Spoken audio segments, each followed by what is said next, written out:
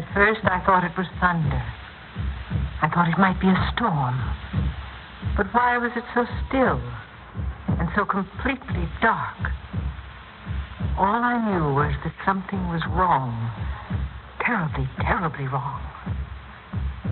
You'll find out what was wrong as you hear The Autocrat on Theater 5.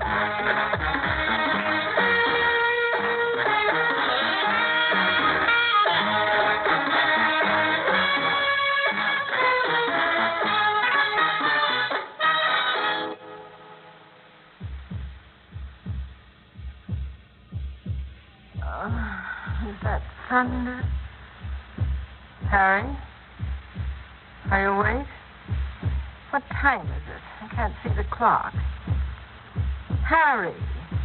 Oh, no, of course you're not awake. You'd sleep through anything. It is thunder. Before a storm or after? But the electric power must be off. That's why it's so still and pitch dark. I'm sure the power's out, Harry. Oh, Harry, wake up. I'm certainly not getting up to see what's wrong. My head is splitting.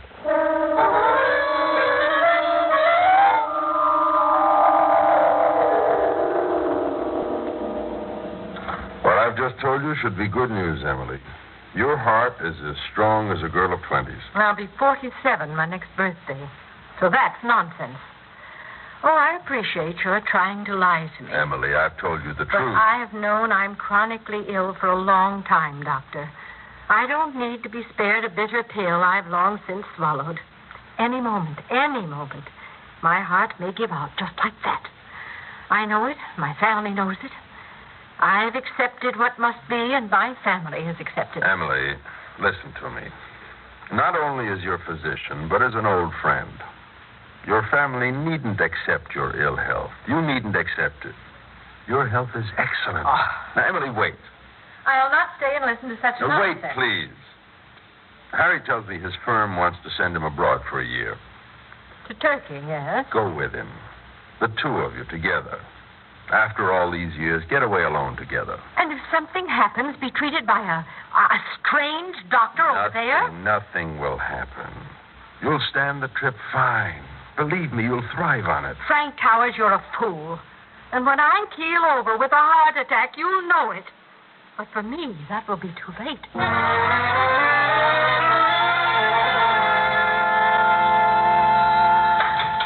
Well, a pleasant surprise, Emily, visiting me in my office. I won't take but a moment of your time, Mr. Varden. Right. And please, don't mention this visit to Harry. Oh, planning a surprise for him, too, eh? What is it, his birthday? Anniversary? Nothing so happy, I'm afraid. May I sit down? I feel a little faint. Oh, do. Right here in this chair. Thank you. I'll call Harry. Oh, no. I'm all right, really. It comes and goes. Mr. Varden, my husband tells me he may be chosen for the assignment abroad. Oh, not maybe, Emily. He will be. Has been. The firm feels Harry Orchid is the man to handle this Turkish assignment. One of our best engineers, and he rates this plum, which is a plum, my dear. Harry thinks so. A rare opportunity. The sort of thing that can make a man's reputation, assure his career. Mr. Varden, I've just come from my doctor's. Your doctor's? Yes? I've tried to shield my family from knowing, but I've known. And I think they suspect. Now I'm positive. It's my heart, Mr. Varden. Oh, I'm so sorry, Emily. Yes. Well, the last thing I want is to stand in my husband's way, but he is my husband. And I do need him now as never before. Most assuredly. And Turkey is so far away. And this, well, it could happen any time, at any moment. And you know, Harry, he'd never forgive himself if he wasn't at my side. Most devoted husband I know. If you wish me to treat this in confidence... Oh, yes, please. I depend on it. You see, I don't want to worry Harry before it actually happens. But if he could just, well, simply not get the assignment?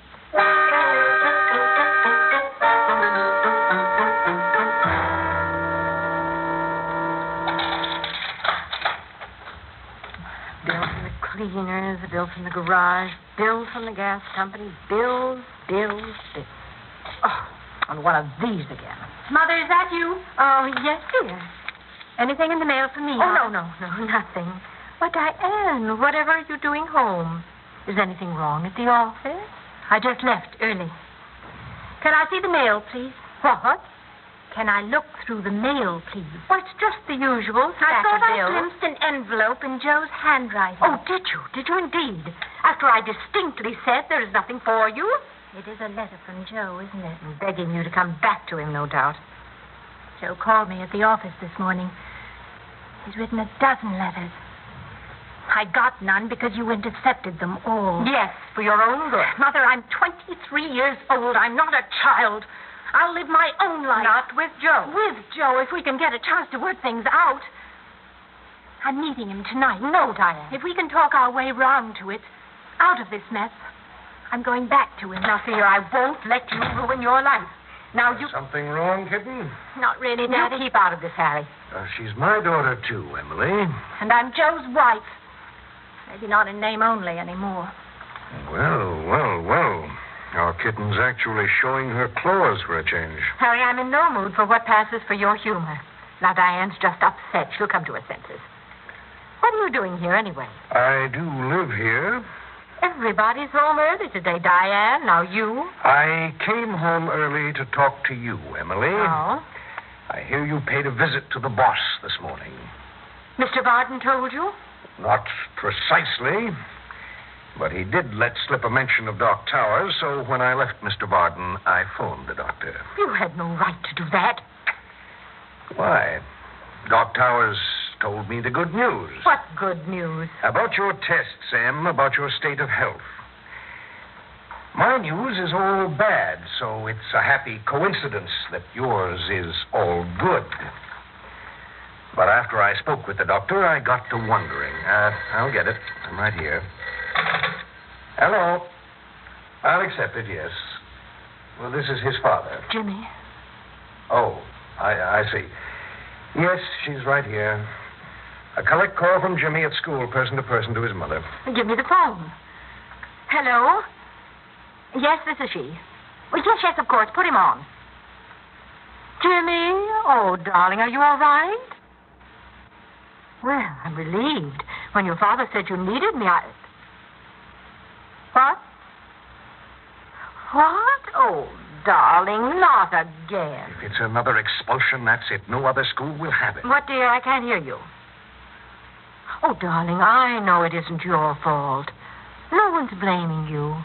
Those stupid teachers simply don't understand a sensitive child. Jimmy? Oh, darling, please don't cry.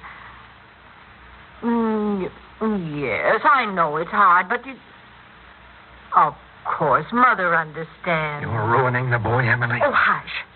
Yes, dear, I'll wire money for your fare home. Now, Jimmy, stop worrying. Doesn't Mother always understand? Have I ever let you down? Yes.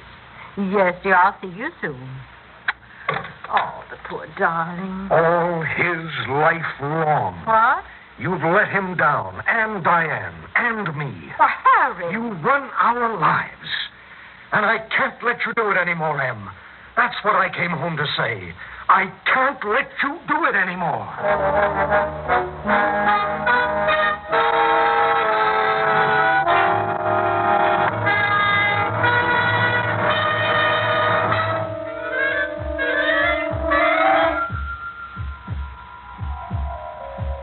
A perfectly dreadful day. No wonder my head's pounding. And on top of it, all the storm that's put out all the lights. Harry, how can that man sleep through this? Not only the storm, but poor Jimmy in trouble, and I certainly haven't. All our lives, Em. And you're ruining him. If that's the thanks I get. Our son's a mamby-pamby mama's boy. He's 17, and your apron strings are throttling. Harry, I'll not listen to any more such Our talk. daughter's marriage is on the rocks because you encouraged her to walk out on Joe over a minor tiff, a spat, a few words of disagreement between Because I see Joe for what he is. He's a nothing, a nobody. and me. Maybe most of all, me. Harry Orchid. I think I saw you today as you really are, Emily, for the first time. I've shut my eyes to it. I haven't wanted to see that, but today you left me no choice. If you're saying I ruined your life, well, you can thank me for everything you have, everything you are. Our children, our home, even the little money we've saved. Without me, you'd have none of it. Why did you go to see Mr. Barton? Now, don't this morning? change the subject. I'm sticking right to the subject, Em. Why did you see the boss this For morning? your sake, as I do everything in life for the sake of some member of this family. I'm not getting the assignment to go abroad. Aren't you? It was mine. I'd earned it. It was my once-in-a-lifetime opportunity, and I had it right here in the palm of my hand, and it's gone. Gone! What did you say to Barton? Don't Emily? you dare raise your voice to me. What did you say to him? Not to let you go abroad. Yes, I said that. I asked him not to give you the assignment. Why? In heaven's name, why? Selfishly. I used the word then. I use it again. I am selfish. If need is selfish, and belonging, and love. Love? Yes, love. Oh, I know. People make jokes today about the woman who says, I've given you the best years of my life. But it's true. I have given them to you, and I've earned what I'm asking for. What are you asking for, A Emily? husband who's some use to me when he's needed, when I'm failing in health, when I look in the mirror and see how I'm failing and get frightened at what I see. I'm frightened at what I see. Harry, You're not failing in health. There's nothing wrong with your heart. Towers said every test was negative. Frank Towers is a fool. I told him that to his face. Em, listen to me. I wouldn't have left you alone to go abroad. I wanted you to come with me, to take you with me. I planned on And it. leave the children. They're not children, Em. And my home. To go to a strange, faraway place like Turkey. Em, it was my great opportunity. And you would have muffed it. What? You would have failed, Harry. If I must spell it out for you, that's the real reason I asked that you be denied the assignment. Because you'd have failed to measure up. You really believe You that? wouldn't have had the sense, the sensitivity to see you were failing. But I would. And I couldn't go through that again. I couldn't be hurt for you that way again. To endure everyone knowing I'd married a dismal failure. Diane, where are you going? Out, Mother. I'm meeting Joe in 15 minutes. No, I won't let You you. can't stop me. Mother, try to understand. Never mind her understanding. Go. I don't really remember anymore why I left Joe. I really don't, Mother. And if it's no more important than that, then it's not as important as our marriage. Diane, I need you. You'll have me, dear. Our apartment's only a dozen blocks away. No, you don't understand. I'm not well. The doctor said... Tell her what the doctor said, Em. He said that any moment I... Oh, the pain. Oh, it's here. Mother. Go, kitten. I'll take care of her. Go. Daddy, do something. She's not ill, Diane. Believe me. Hurry, Don't help me. say that. Look at her. Mother, here. Let me help you to this chair. If you don't go now, you never will. Then I never will. Get her a glass of water, can't you? How can you see her suffering and be so heartless? Diane's here. Diane will take care of you, dear. Diane will take care of you.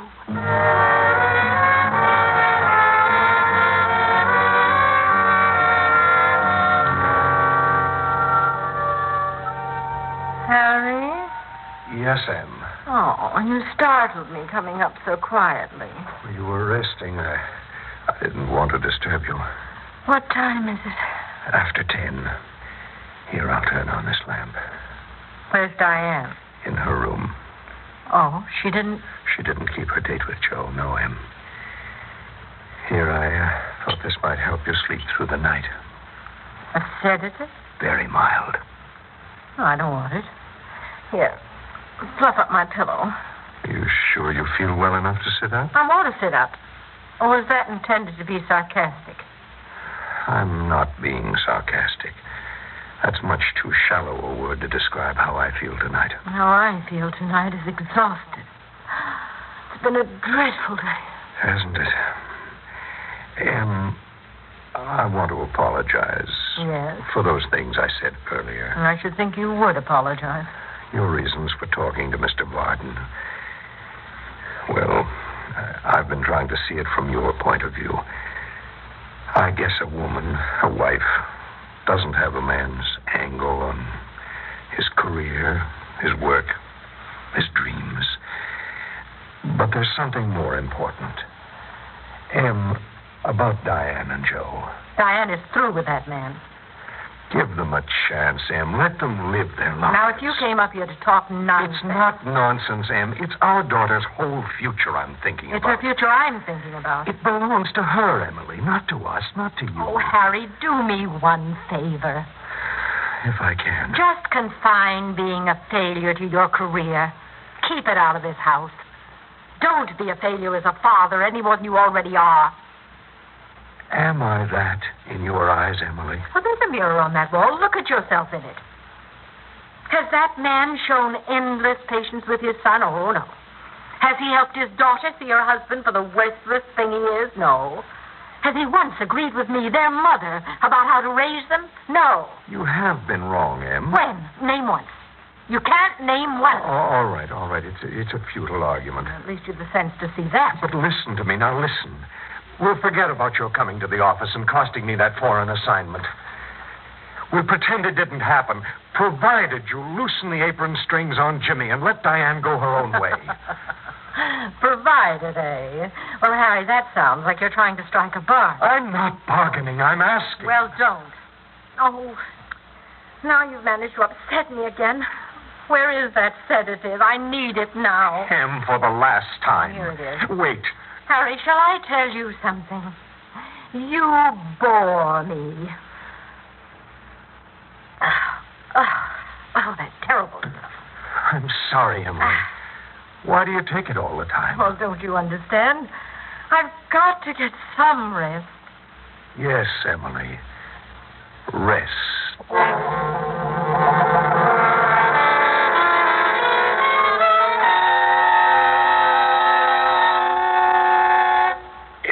So suddenly, Doctor. I got to you as fast as I could locate you. It's this way sometimes. Every test proves out. Then nature steps in and says you're wrong, doctors. Mother. Oh, Mother. What is it? What's happened? Why is Diane crying? Harry, what about your son? I wired him to hurry. What did he say? What did he say?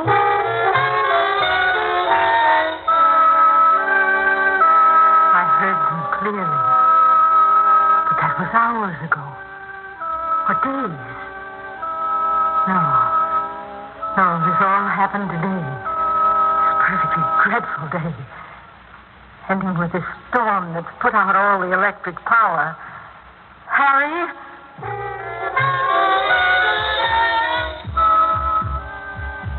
That sound. That's not thunder. My own heart beating. Harry! He is not here. No one's here. But then, where am I? My own bed? No. It's not my pillow. It doesn't feel like... I don't have a satin pillowcase. Satin? My arms, I can barely move them. A few inches. And here, satin. And here. And above my face. No, it can't be. It can't be.